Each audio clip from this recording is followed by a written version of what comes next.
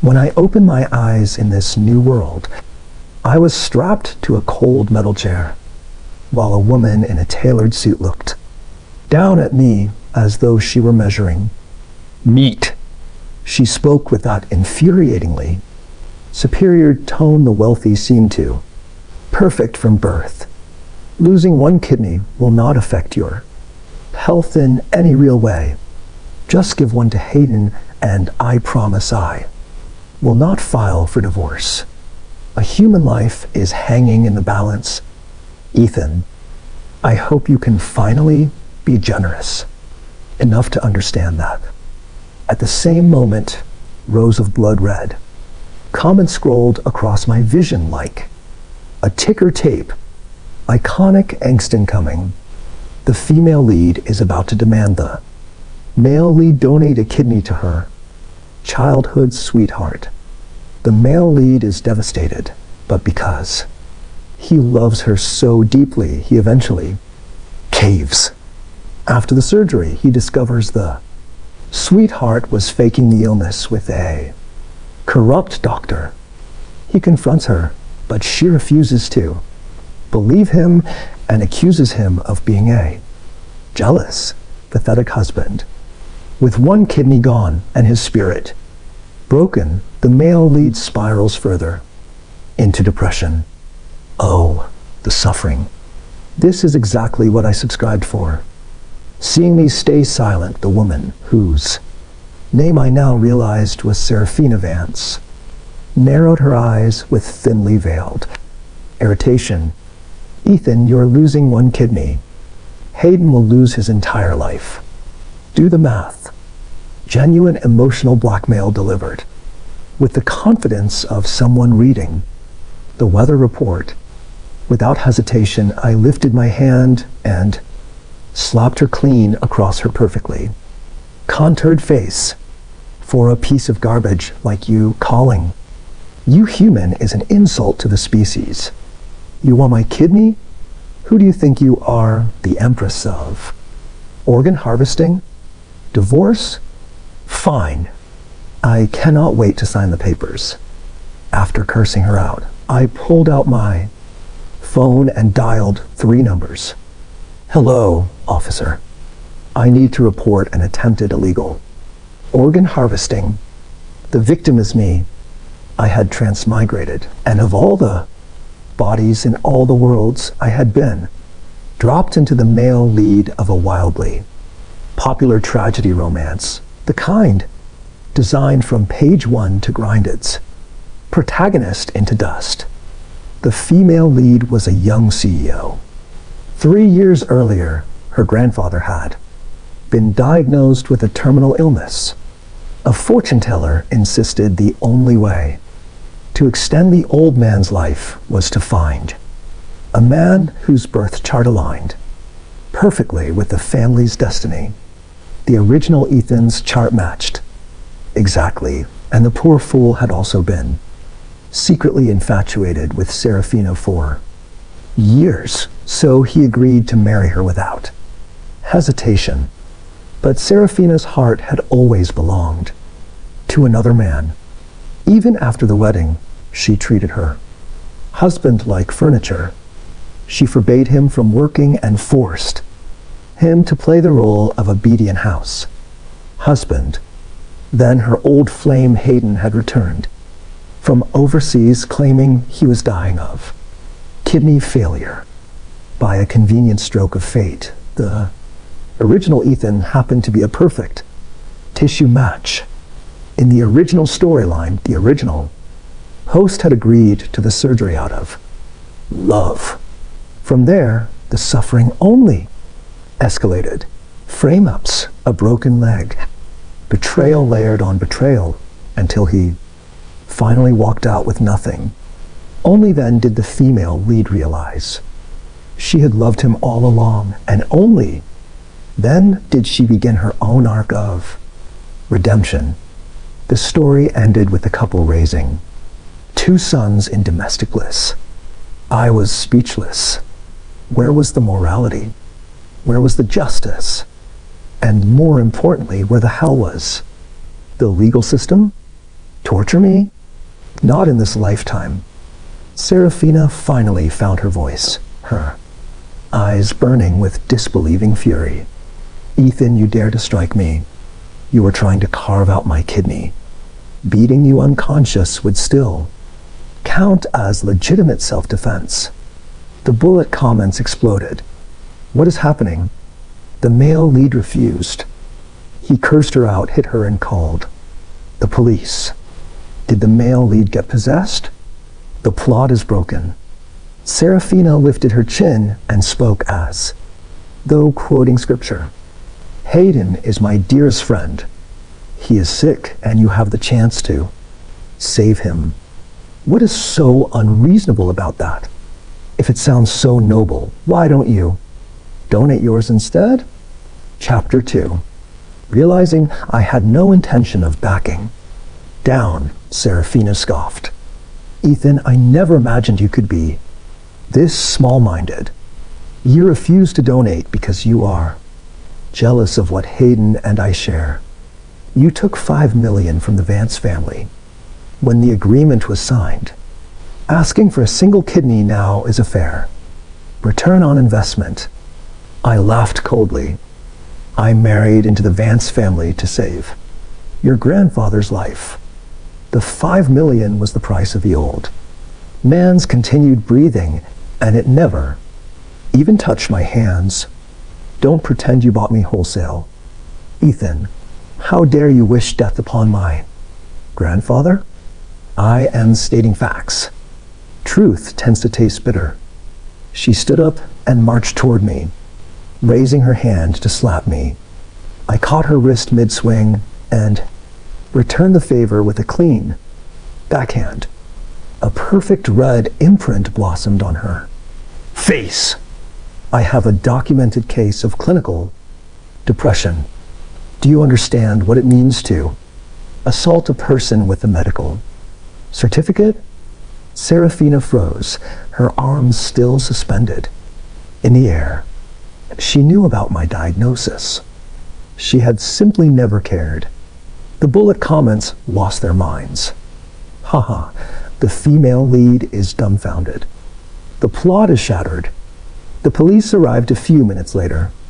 Neither of us was willing to drop the matter, so we were both escorted to the station. Chapter 3. At the station, Serafina leaned toward me with her teeth clenched. Ethan, you laid hands on me. That is domestic violence. My lawyer is on the way. I had no patience for her threats. Stop barking. I want a divorce. A woman who tries to harvest her husband's organs at the first sign of disagreement is a curse on whoever marries her. I needed to beat her to the punch.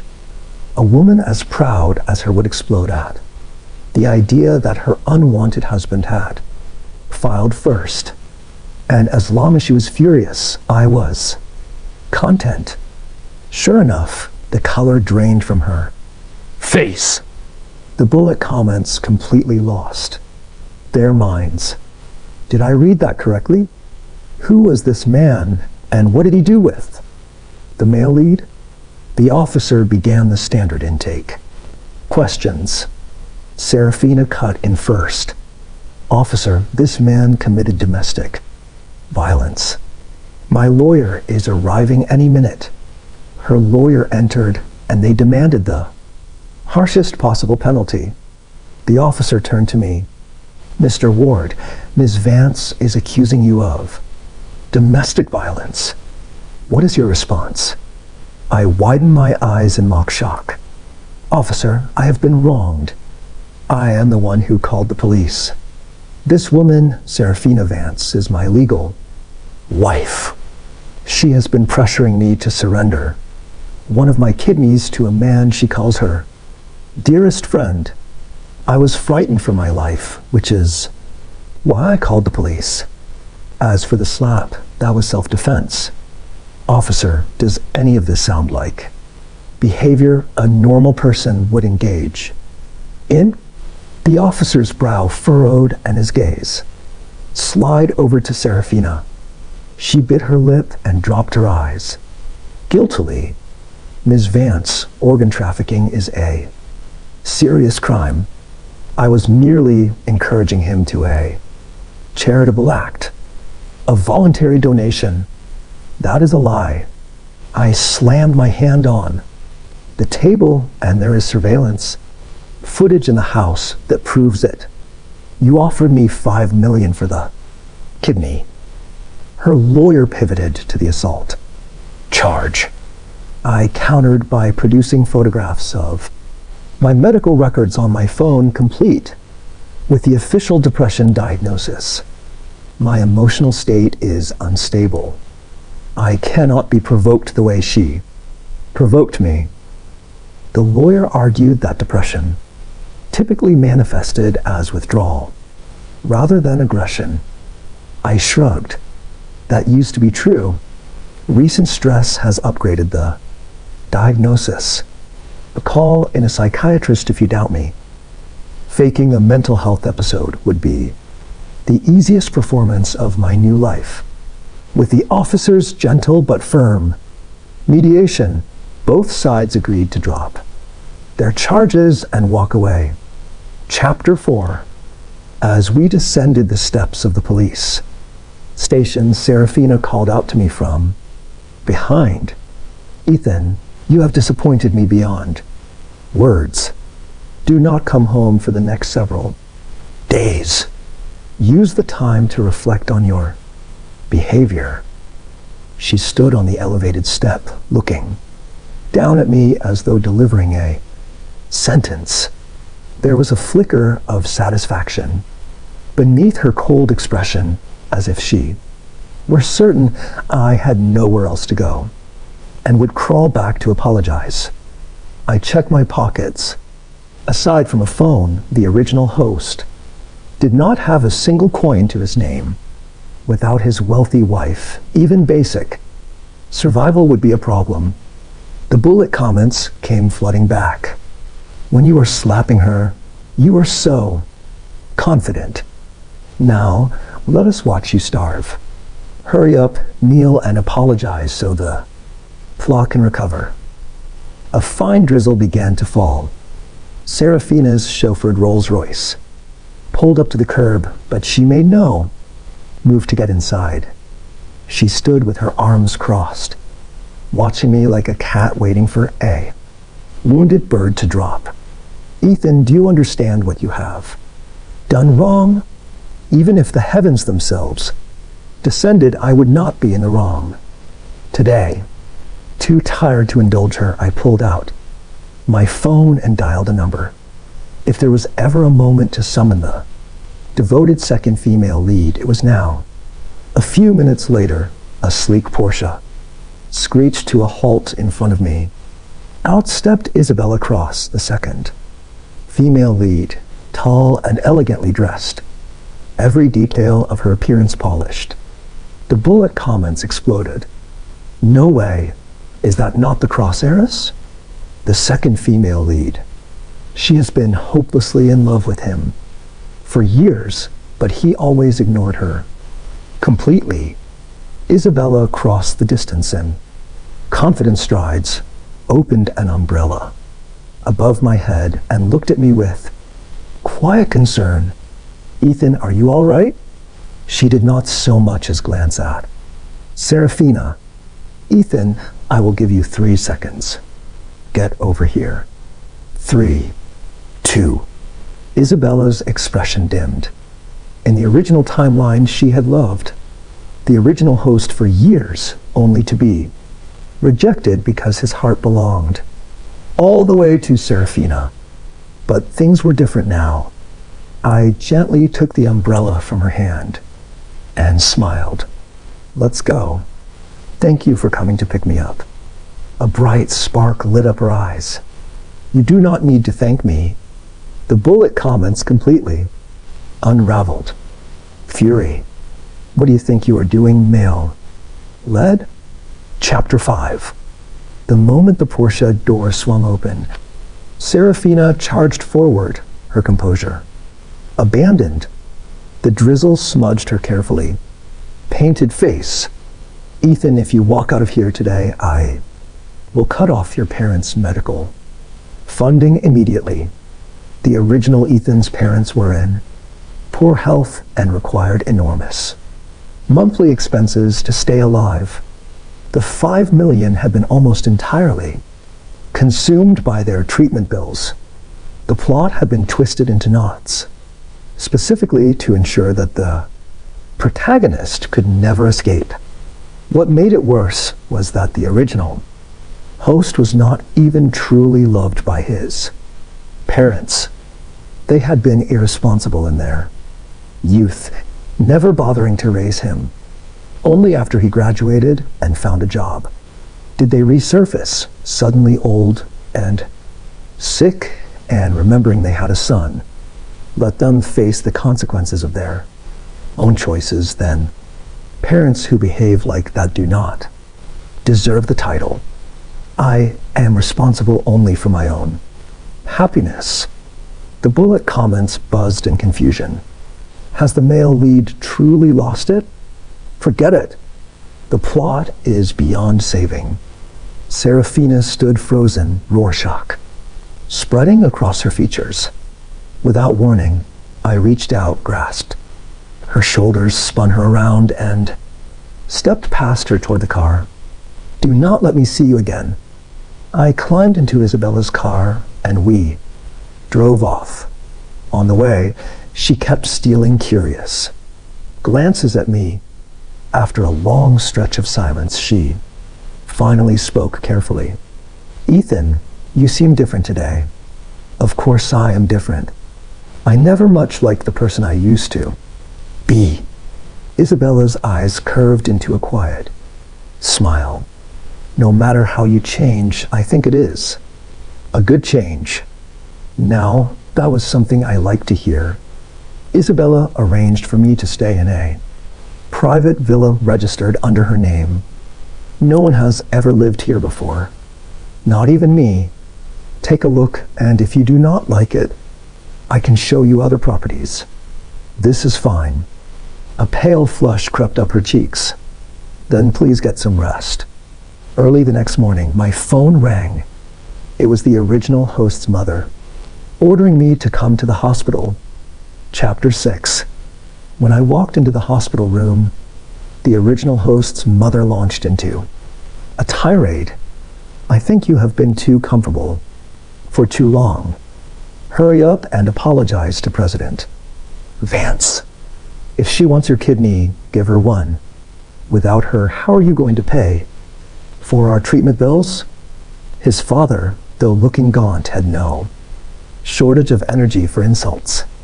You can survive perfectly well on one kidney. Crawl back to the wealthy family and keep enjoying the good life.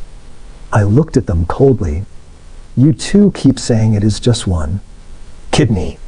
Since you find the trade so reasonable, why don't each of you donate one and let Serafina pick whichever she prefers? You never raised me. You abandoned me to my grandparents, and now you demand I sell pieces of my body for your bills. The answer is no. Find another solution or face the natural consequences of your choices. The bullet comments lost what was left of their minds. His mouth is a weapon. Honestly, they had it coming. They never raised him. I was still standing there when Serafina arrived. She looked at me with practiced contempt. I am very busy. I am giving you 10 minutes. Sign this agreement. Her lawyer stepped forward with a thick document. This is a voluntary organ donation. Agreement bundled with a property transfer agreement. 10 million will be transferred to your account upon signing. The original host's parents lit up. Sign it. Sign it now, you idiot. I flipped through the document. There was a clause stating that any breach would result in a 5-fold penalty. There was also a clause guaranteeing that Serafina would not file for divorce. In exchange for my cooperation, I burst out laughing. You want money. I am giving it to you. Serafina said, frowning. You are afraid I will leave you. I am. Promising I will not. Be grateful you are even a tissue match. Right in front of her, I tore the document into confetti and tossed the scraps onto her head. I will sign your face. Chapter 7. Serafina's expression snapped into fury. She raised her hand to slap me again, but I caught her arm mid-swing and stepped firmly aside, sending her stumbling into the empty chair behind. Her. I already warned you I would defend myself, and you came right at me again. The original host's mother screamed. Ethan apologized to President Vance. Right now, if her willingness to take my kidney is such a blessing, do you want it instead? She lifted a shaking finger at me. From this moment forward, I do not have a son like you. My eyes lit up. There is such a deal. I could not ask for anything better. I turned to the doctor, who had appeared in the doorway during the chaos. Doctor, you heard them clearly, yes? They have officially disowned me. Do not bother coming to me for their bills. Serafina spoke through clenched teeth. Ethan, even if you crawl to me on your knees in the future, I will never forgive you. And who exactly are you that I would need your forgiveness? I walked out without a backward glance. The bullet comments exploded like fireworks. Author, come out and answer for this. When I stepped out of the hospital building, Isabella was waiting beside. Here, Portia, would you like to make some real money? In the original story, Isabella had been utterly devoted to the original host, a person that Loyal deserved better than to be strung along. Serafina and Isabella were business rivals, and I decided I would help Isabella pry away every major client Serafina had. As long as it is something you ask of me, I will do it. Now, that was the kind of answer that warmed my heart.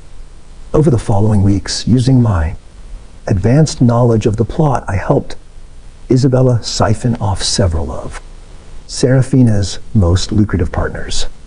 When I successfully poached yet another major client from her grasp, she finally showed up in person with Hayden at her side. Chapter 8. Isabella looked at Serafina and spoke with perfectly modulated grace. President Vance, please have a seat. What brings you here? Isabella dropped the act. You stole my husband, and now you are stealing my business partners. Isabella adopted an expression of innocent confusion. President Vance, cooperation is a two-way decision. If they chose to come to us, perhaps you should ask yourself why. Hayden coughed twice into his fist. Serafina immediately whirled toward him. Are you all right? I am fine. He turned to me with a mournful expression he had clearly practiced in a mirror. Ethan, I understand you do not want to donate to me, but Sarah has always treated you well. You are not even divorced from her yet, and to be seen with another woman so publicly, is that not inappropriate? I laughed in mockery. The two of you have been carrying on in the shadows for years. Aside from not sharing a bed in front of cameras, what have you not done? Serafina, since you care so deeply about him, let us divorce. I will step aside gracefully so you and your beloved Hayden can finally complete your perfect little fairy tale. Serafina's eyes burned. Her lips pressed into a thin line. Ethan, how dare you bring up divorce? As long as I am happy, that is enough. Hayden allowed a flicker of triumph to surface in his eyes. Ethan, you have misunderstood. The truth is, Sarah and I are merely. Save it. You want to claim that the two of you share nothing more than a pure platonic friendship, correct? Aren't you about to die soon anyway? What is the point of your reminders? Seraphina's expression went arctic. Ethan, that was too cruel. I curled my lips. I have already been remarkably polite, unable to stand another second in that office. They stormed out. As Seraphina reached the doorway, she paused. Ethan, you think you can simply divorce me and run off with her? Keep dreaming. The bullet comments wailed in despair. How did the plot fall apart this badly? Isabella stepped over to me. Ethan, does seeing this hurt you? I shook my head. Of course not. I was thinking about the prenuptial structure of their family trust. Actually, the Vance Group has some interesting vulnerabilities I would like to explore. Chapter 9. A few days later, after I successfully snatched yet another enormous client, Seraphina appeared in my office again. This time, all the arrogance was gone. Ethan, I had no idea you personally knew the chairman of Marlin Group. I answered her with cold impatience. There are many things you do not know about me. Years earlier, the original host had accidentally rescued the only grandson of the Marlin Group's chairman from a gang of human traffickers. That kind of debt was beyond any monetary measure. The reason the Marlin Group had agreed to partner with the Vance Group in the first place was entirely because of the original host. When Seraphina had just inherited the position of CEO, it was that major contract with Marlin that had secured her authority in the boardroom. Why did you never tell me about this before? If I had told you, would you have believed me? She would not have. She had always assumed the Marlin partnership came through Hayden's father. A trace of regret flickered in her eyes. She drew a deep breath and reached out to take my hand. Ethan, stop being childish. Come home with me. I shook her hand off. You have some impressive nerve. What makes you think I would forgive a woman who tried to carve out my kidney? Her face went pale, but she would not give up. Who else would want to marry a penniless? Nobody like you? There it was. She had never once respected the original host. Even at this so-called reconciliation, she could only see me as a charity case. I smiled. If I wanted to remarry, I could have 100 candidates lined up by tomorrow morning. Her eyes reddened. Ethan, I suddenly realized, before she could finish, 2 unmarked. The cars came screeching around the corner. Several heavily built men leaped out, moved with practiced efficiency, and roughly bound both Seraphina and me before throwing us into the back seats. A hood was pulled over my head. When the hood was removed, I found myself in a hospital. The air stank of antiseptic, and my wrists were cuffed to a metal-framed bed. Footsteps approached. It was Hayden wearing a white coat. Ethan, you have been awfully proud of yourself lately, haven't you? And yet here you are. His smile vanished, replaced by something cold.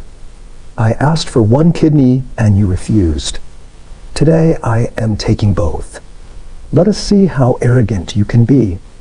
I really think there is something wrong with you. You are the one who ruined what Sarah and I had. The one who opposed your relationship in the first place was her grandfather. The one who paid my parents and forced me into this marriage was also her grandfather. Why don't you go and hate him? Hayden's face darkened. Because he is strong and you have decided I am weak. You only dare to bully the weak. You are pathetic, he snapped. No matter what you say, you will not escape this room. Aren't you afraid the police will track you down? He laughed. The plates on the cars are forged. The police will never find this place. He drew a syringe from his coat pocket. Chapter 10. I let my mind drift back to the original plot. In the source story, Hayden had arranged for the original host to be kidnapped, then extorted an enormous ransom from Serafina before framing the original host as the mastermind behind his own abduction. I suddenly began to laugh, loud and entirely without restraint. Hayden frowned. You are about to lose everything. What is so funny? I am laughing at how prematurely you celebrate and how completely you have walked into your own trap. The door slammed open with a thunderous crash. A team of officers in tactical gear poured in, pinned Hayden to the floor, and seized the keys to release my restraints. The moment I had teamed up with Isabella, I knew certain plot beats were inevitable, so I had planted tracking devices in my phone, in the lining of my coat, and even in the soles of my shoes. The moment anything happened, the security team I had hired would alert the police and follow the signal. Everything had been under my control. From the very first second, the bullet comments lost their minds. What? He knew the whole time, so he deliberately walked into the trap. Hayden's face went chalk white. That is impossible. How could you have known? You really thought a man who slapped his wife and called the police on day one would walk into your office without insurance? I have been recording every conversation, the kidnapping, the threats, the surgical equipment in this room, all of it is documented. You are going away for a very long time. The officer in charge approached. Mr. Ward, we will need a full statement. Miss Vance has been recovered safely. From the next room, she is shaken but unharmed. Good.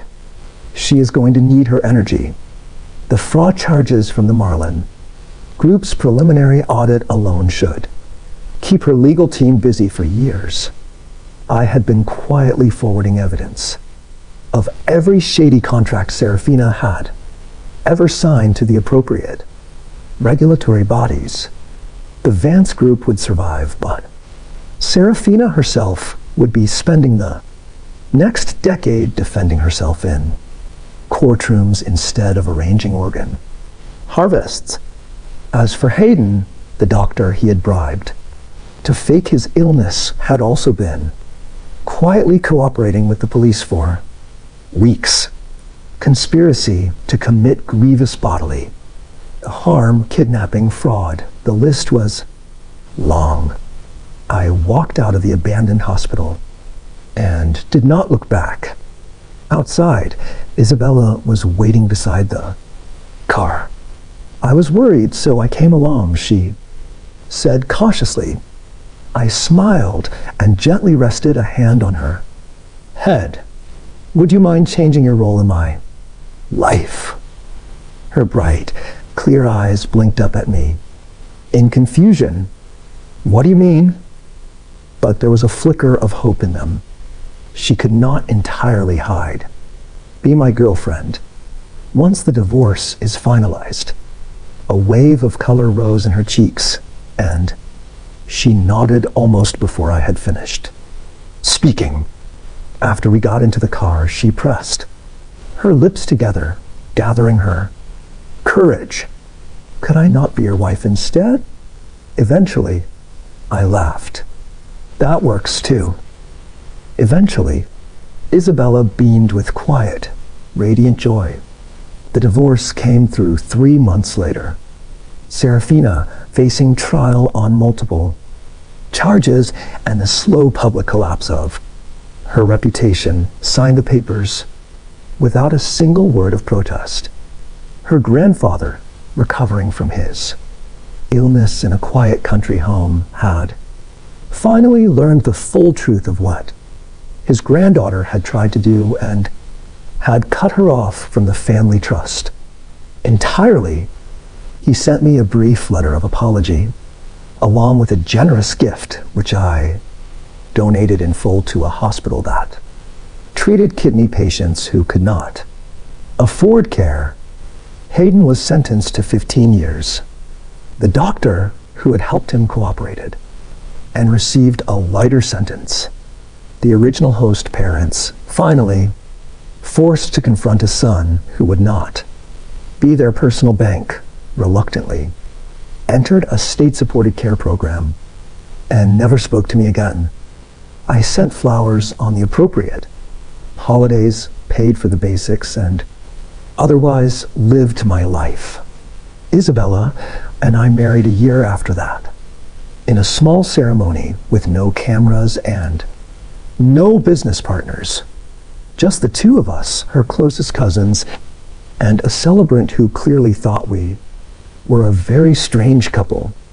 She glowed in white. I genuinely could not stop smiling. As the credits rolled on the bullet, comments, the screen had gone quiet for a long while. Then one final message floated across. You know what? I think I subscribed to the wrong genre.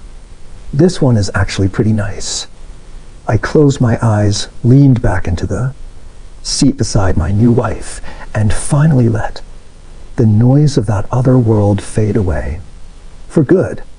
My happy life had only just begun.